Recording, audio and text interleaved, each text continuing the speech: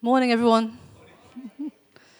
Today we're doing a little church catch-up today. So I'm just going to explain how that's going to work. I want to share a brief word of encouragement to us all first. So I'll be doing that for about 5 or 10 minutes. And then after that, I'm going to just share where things are up to with the whole church in terms of Richard and Louise not being here anymore and what that means now and what happens next. And we've kind of shared that with the church members meeting already, but we just wanted to go over it again with the whole church and have time for questions. And then, following that, we'll get into some small groups and look at some questions together. So that's where we're going. Okay, so let's do it. Father, we just thank you for this time together this morning. Thank you that you are here with us. Come and be with us this morning as we contemplate things together. Amen. Just wanted to share one verse with you today. I will read the whole paragraph because it's a very powerful paragraph. But it's Romans chapter 12, verse 9 to 13. But we're just going to zoom in on verse 12.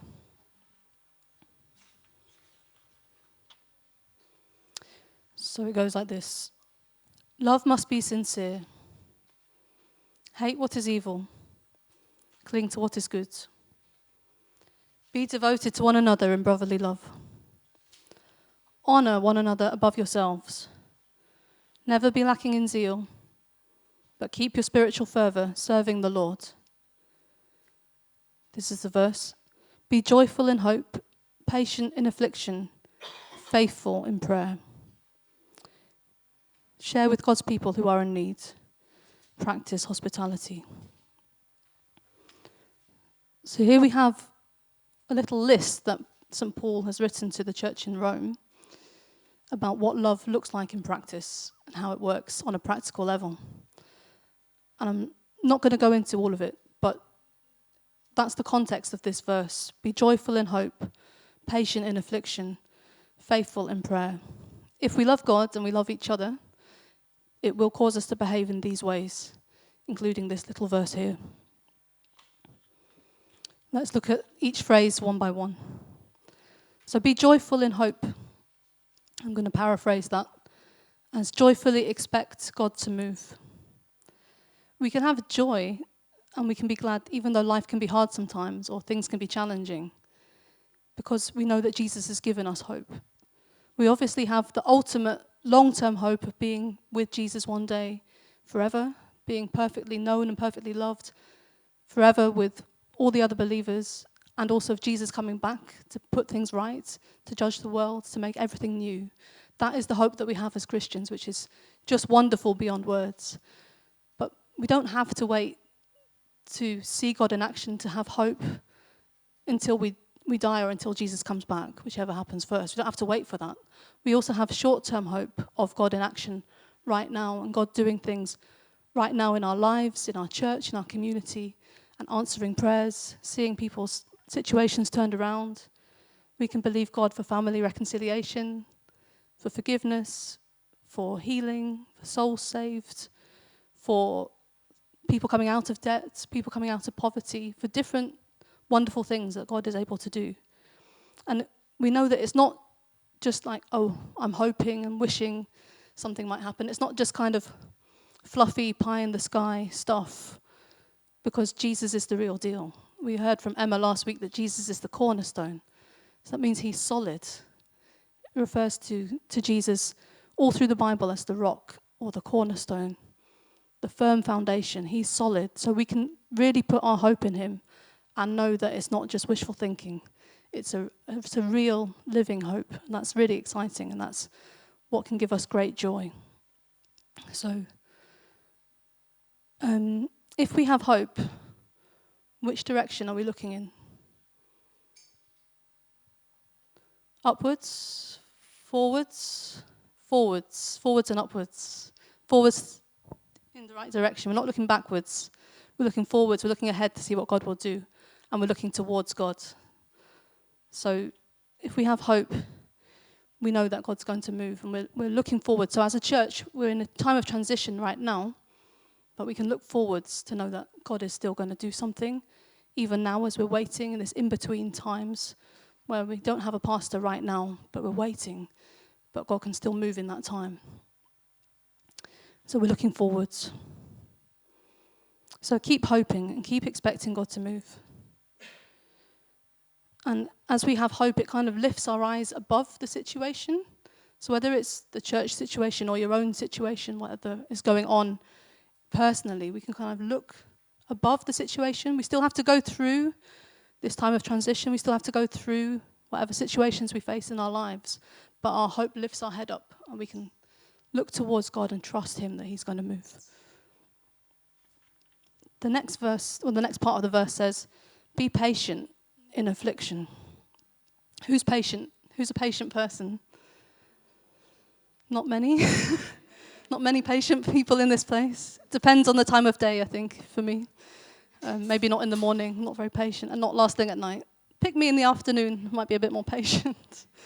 But it says be patient in affliction, or keep going during suffering and challenges.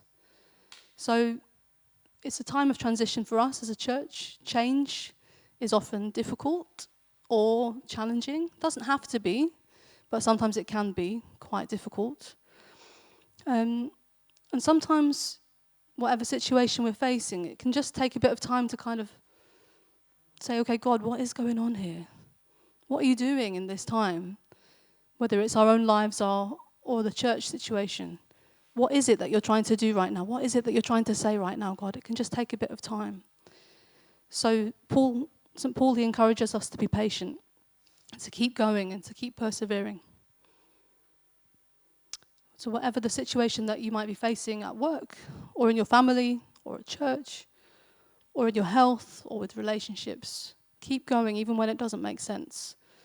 Just keep going and keep believing, even though it's not always easy and we might not always see or understand what God is doing right now. Keep trusting in God. We heard from Richard and Louise when they left about love being the most important thing. And Louise actually spoke from 1 Corinthians chapter 13, that famous section on love. And it starts off, love is patient, love is kind. And then later it says, love always protects, always trusts, always hopes, and always perseveres. So keep hoping and keep believing, keep persevering. The last section says, be faithful in prayer.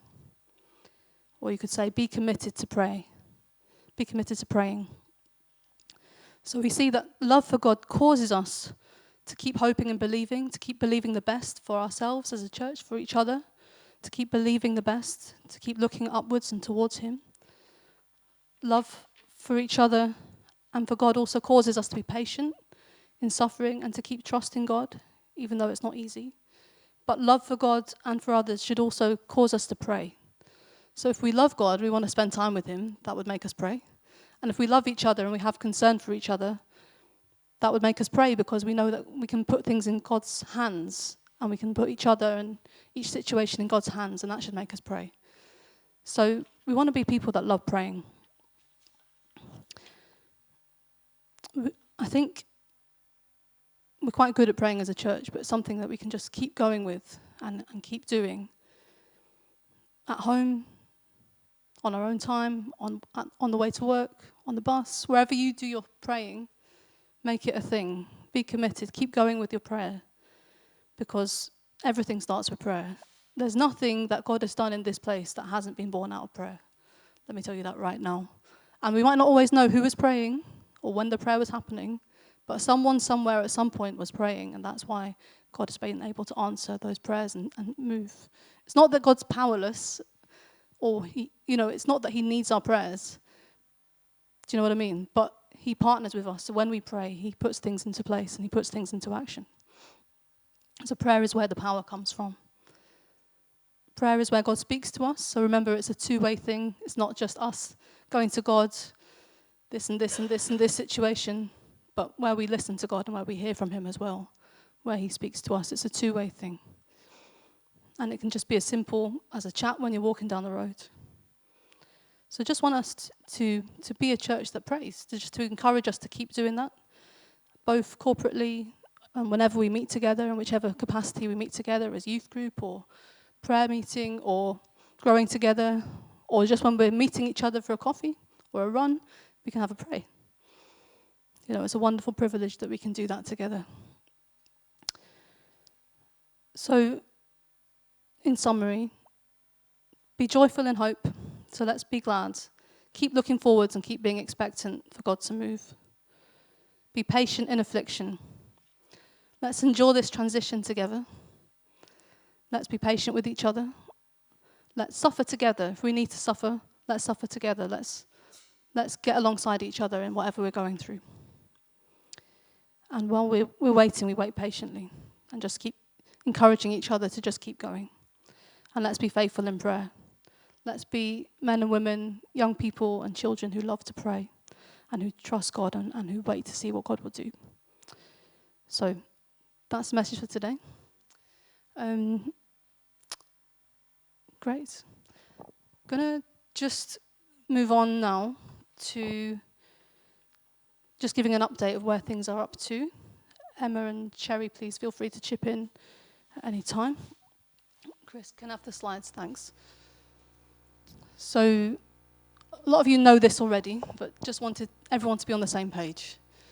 Okay, so our pastors have left. What now? So the elders are here. So that's myself and Emma and Cherry and Bakumi, who's not here today. We're all here for you guys. So if you need something, please feel free to reach out. But also, as a church, keep looking after each other, as we already do very well. Let's just keep checking in on each other and being there for each other throughout the week as well as on Sundays. So we're going to take a few months as a church to kind of just settle down, to adjust to Rich and Louise not being here, to re-establish ourselves. It's not reinventing ourselves. We're not going to turn into a different church, but it's just kind of settling down, letting God speak to us and just being in this moment and not rushing. So we'll be seeking God as a church for his leading and direction over the next few months. And we'll be thinking about what kind of church God is calling us to be and the kind of people that God is calling us to reach. And so how will we do this? We're going to have some opportunities for God to speak and for us to listen. So that might be on a Sunday. But also, we're going to have some prayer meetings for everyone to join in with. So that includes the young people. If you're free, please come along. We want everyone, as many people to pray and be together, to seek God together as possible. And obviously, you can seek God at home as well. And if you hear from God, speak to the leaders, let us know.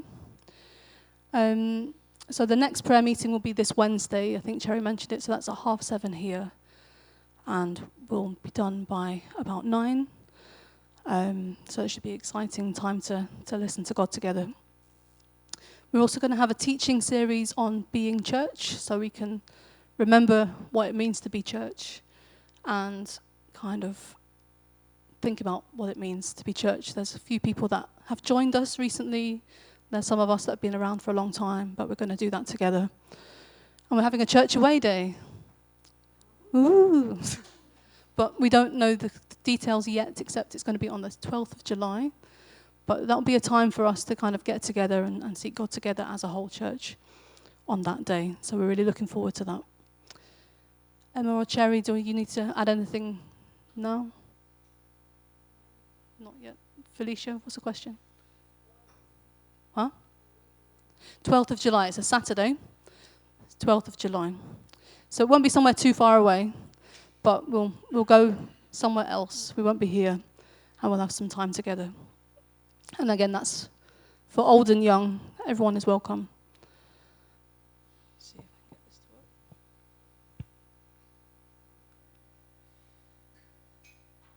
So what else are we doing? We're also running a membership course. So that's going to be on the 31st of May. That's another Saturday, 31st of May. So membership is something that we have in this church. Everybody who comes to the church is part of the church, but the members of the church are people that are committed to the church, people that love Jesus, and people that make decisions together as a church. So that's how we do it in the Baptist Church. We make decisions together. So we're running the membership course on the 31st of May. So if you want to know more about that, speak to one of the leaders. And we just want to see people become members ahead of making decisions. So that's why we're running it now. Next thing is we can choose whether we apply for a moderator. What's a moderator? Moderator is somebody from one of the local churches from the Baptist Association who would come and help out with different things in the church as required, if it's something that we feel we want. So they can do things like chairing meetings, they can do support for the leadership, they might be able to do some ad hoc pastoral care or preach, but they also might help with the search process for looking for a new pastor. That's something we can be praying into, whether that's something that we should have. It's usually an unpaid role, usually covering expenses, but again, that's negotiated depending on what we ask them to do. And then when we feel the time is right, we'll be putting together our church profile, which is a document which kind of outlines who we are as a church, where we're going as a church, the people God's calling us to reach, what our kind of vision is, and what kind of person or ministry we would want to come and support that. Any questions about that?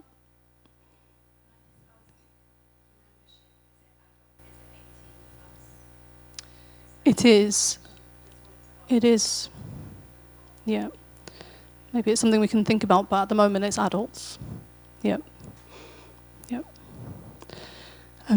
Because it's the responsibility of making the decisions together. Yeah. But it's a good question. Any other questions at this point? No? Okay. So then there'll be a process probably in a few months' time when we'll start looking for a new pastor. So we'll set up a search team.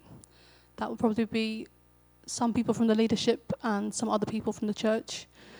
And they'll be kind of leading on looking for a pastor. So there is a process with the Baptist Association where they have a kind of a closed portal where churches can advertise. So we could put our profile on there and we could say, okay, this is who we are and we're looking for this kind of person. But on the portal is open to Baptist ministers to look through. So that portal's only open to Baptist ministers or people training to be ministers or kind of people that have been pastors in a Baptist church for a long time that are nationally recognized pastors. We can use other advertising spaces as well. And then if ministers or pastors are interested, then they would approach us. And then if we like the sound of them, we would invite them to preach with a peep, which means we would kind of start the interview process and they would be preaching. And then if we still like them after we hear them preaching, we'd invite them back for preaching with a view. And then at that point, we would make a decision as a church whether it's the right person. And so the key thing to remember is the church members meeting makes all the decisions together as we go along. So we'll be making those decisions together. And there is no rush, but it will take some time. So some time could be anywhere between a few months and a year or 2 years. It just depends how fast we go, how fast God speaks to us, but also who's available. So it's going to take some time, but there's no rush.